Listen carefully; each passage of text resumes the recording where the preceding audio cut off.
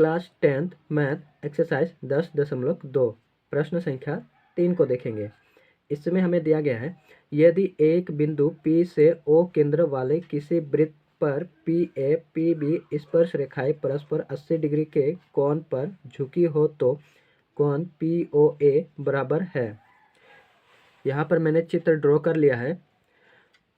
P एक बिंदु है और इस वृत्त का दो स्पर्श रेखाएं हैं, PA और PB, और दोनों रेखाएं 80 डिग्री के कोण पर झुकी हुई है। हमें निकालना है POA, यानी इस कोण का मान निकालना है, और ये कोण तब निकलेगा जब पूरा इस कोण का मान निकलेगा। तो यहाँ पर मैंने हल कर दिया है। हल दिया गया है, PA और PB O केंद्र वाले वृत्त का स्पर्श रेखा है। प्रमेय 10.1 से जब सेंटर से कोई एक त्रिज्या स्पर्श बिंदु तक खींचा जाता है तब स्पर्श बिंदु पर 90 डिग्री का कोण बनता है। तो यहाँ पर 90 डिग्री का कोण बनेगा और यहाँ पर भी 90 डिग्री का कोण बनेगा। ठीक है, तो यहाँ पर मैंने लिख दिया है कोण A 90 डिग्री, कोण B 90 डिग्री। अब हम जानते हैं कि किसी भी चतुर्भुज का चारों कोणों का योग 360 डिग्री होता है। इसलिए मैंने यहाँ पर लिख दिया है PFOB एक चतुर्भुज है। कोण P प्लस कोण A प्लस कोण O प्लस कोण B बराबर 360 डिग्री। कोण P का मान है 80 डिग्री, कोण A का मान है 90 डिग्री, कोण O का मान निकालना है, कोण B का मान है 90 डिग्री बराबर 360 डिग्री। 80, 90 और 90 तीनों को जोड़ने पर 260 डिग्री आ रहा है, प्लस कोण O बराबर 360 डिग्री।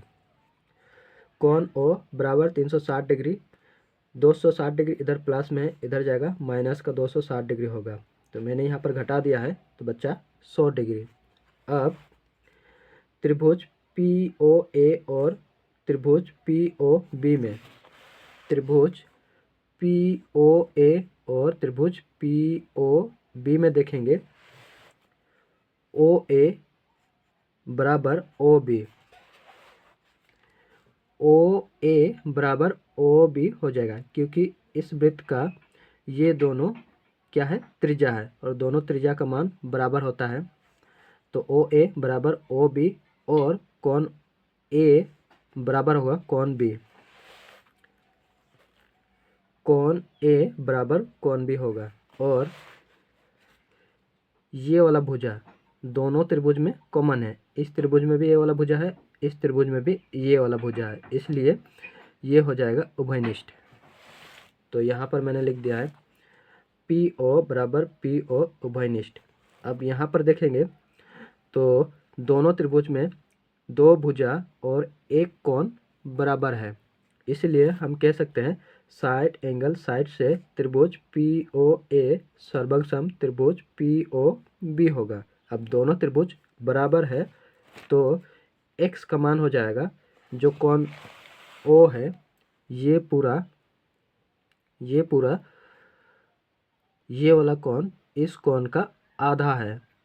तो यहाँ पर मैंने कर दिया है कोण O का मान 100 डिग्री आया, कोण O बट्टा 2, कोण O का मान 100 डिग्री, 2 से भाग कर दिया तो 50 डिग्री। तो यही हमारा उत्तर हो जाएगा 50 डिग्री।